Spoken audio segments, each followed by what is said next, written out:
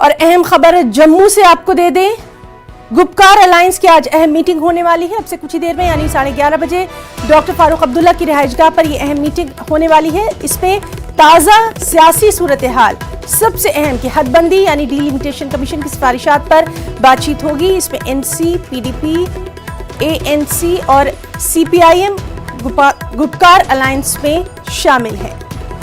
तो अहम खबर जम्मू से, गुपकार अलायंस की आज अहम मीटिंग होने वाली है। अब से कुछ ही देर में यानी 11:30 बजे डॉक्टर फारूक अब्दुल्ला की रिहाइशगाह पर यह मीटिंग मुनक्किद होगी। और जिस तरह से उम्मीद की जा रही है कि इसमें ताज़ा सियासी सूरत हाल और सबसे अहम ये कि हदबंदी कमीशन यानी डिलिमिटेशन कमीशन की सिफारिशात पर बातचीत होनी है। और सीधे रुख करेंगे हमारे साथी समीर का। समीर, काफी अहम इस मीटिंग को माना जा रहा है, तफसीलात चाहेंगे।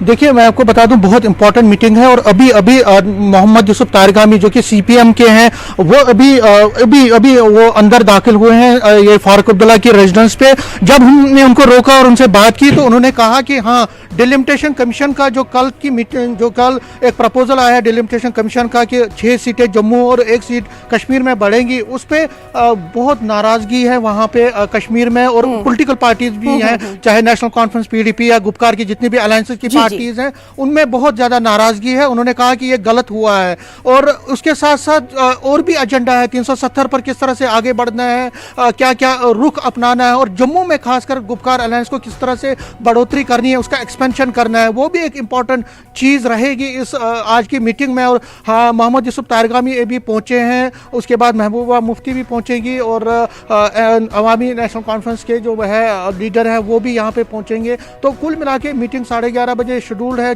शुरू होनी, और बहुत इंपॉर्टेंट मीटिंग आज की होने वाली है यहाँ पे। और समीर, जिस तरह से हम देख रहे हैं, कल जो हदबंदी कमीशन की मीटिंग हुई थी, उसके बाद से मुख्तलिफ तरह के रद्द अमल, रिएक्शन सामने आए थे। उस तनाजुर में आज की ये मीटिंग काफी अहम।